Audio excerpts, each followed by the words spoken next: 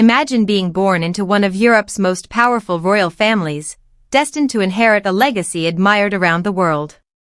From the moment she opened her eyes, Princess Juliana of the Netherlands was seen as the future of the Dutch monarchy, the only daughter of the formidable Queen Wilhelmina. But behind the elegant palace walls, glittering ceremonies, and smiling royal portraits was a story filled with loneliness, impossible expectations, war, and sacrifices that few people truly understand. Queen Wilhelmina ruled the Netherlands with extraordinary determination. She was admired for her strength, discipline, and unwavering devotion to her country. As her only child, Juliana carried the enormous burden of knowing that one day the crown would rest on her shoulders. There were no brothers or sisters to share the pressure. Every lesson she learned, every public appearance she made, and every decision she took was carefully watched, not only by her mother but by an entire nation. Unlike many royal children who enjoyed carefree childhoods, Juliana grew up under constant scrutiny. Queen Wilhelmina believed a future monarch had to be disciplined above all else. She loved her daughter deeply, but she expressed that love through duty rather than affection. Juliana often found comfort in books, nature, and quiet moments away from palace life. Friends later described her as warm, compassionate, and surprisingly modest for someone destined to become queen. As Europe drifted toward uncertainty in the 1930s, Juliana married Prince Bernhard of Lippe-Biesterfeld in 1937.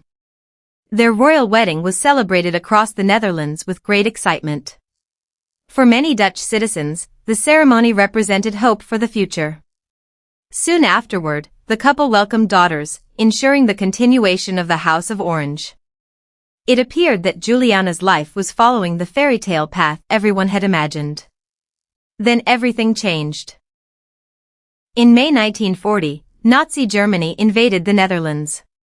Within days, Queen Wilhelmina made the painful decision to leave the occupied country.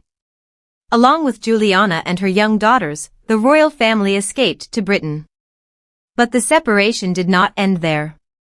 Concerned for the safety of the children, Juliana later traveled across the Atlantic to Canada, while Wilhelmina remained in London to lead the Dutch government in exile. The distance between mother and daughter became symbolic of their different roles. Wilhelmina fought with speeches that inspired occupied Dutch citizens, becoming a powerful voice of resistance through radio broadcasts. Juliana, meanwhile, focused on protecting her children while quietly strengthening ties between the Netherlands and Canada. During those difficult years, she won hearts through her kindness and humility, often appearing far less formal than other royals. One remarkable chapter unfolded in Ottawa when Juliana gave birth to Princess Margriet in 1943. To ensure the baby would possess only Dutch nationality, the Canadian government temporarily declared the hospital room outside Canadian jurisdiction. It was an extraordinary legal solution that reflected the importance of preserving the royal succession. Even today, the Netherlands sends thousands of tulip bulbs to Canada every year as a lasting symbol of gratitude for the protection the country gave the royal family during the war. When the Second World War finally ended, the royal family returned to a homeland devastated by occupation. Queen Wilhelmina was celebrated as a national hero, but years of hardship had exhausted her. In 1948, she abdicated the throne in favor of Juliana, believing a younger generation should lead the nation into recovery. For Juliana, becoming queen was both an honor and an enormous challenge. Unlike her strong-willed mother, she preferred simplicity over grandeur.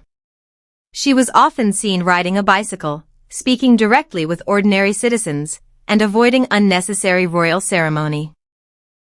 Many people admired her approachable style, while others questioned whether a monarch should appear so ordinary. Yet Juliana believed that a queen should serve her people rather than stand above them. Her reign was not without difficulties. The royal family faced political controversies, public criticism, and personal scandals that tested the monarchy's reputation. The most damaging was the influence of the faith healer Greet Hofmans during the 1950s, which caused serious divisions within the royal household and alarmed the Dutch government. Juliana endured these storms quietly, determined to protect both her family and the institution she represented. As the decades passed, Juliana increasingly reflected the changing character of the Netherlands.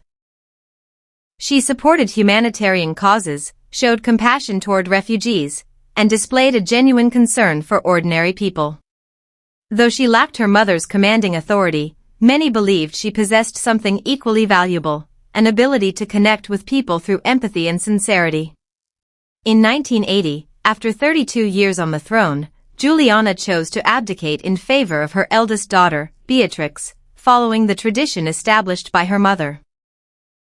Once again, the Dutch crown passed peacefully from one generation to the next, demonstrating the remarkable stability of the House of Orange. Looking back, the secret fate of Queen Wilhelmina's only daughter was never one of hidden tragedy, but of quiet endurance. Juliana lived her entire life balancing impossible expectations with her own gentle personality. She survived exile, war, family crises, and the relentless pressures of monarchy without losing the compassion that defined her character. History often remembers Queen Wilhelmina as the fearless wartime leader who inspired a nation. Yet the legacy she left behind was carried by her only daughter, who transformed the Dutch monarchy in a very different way.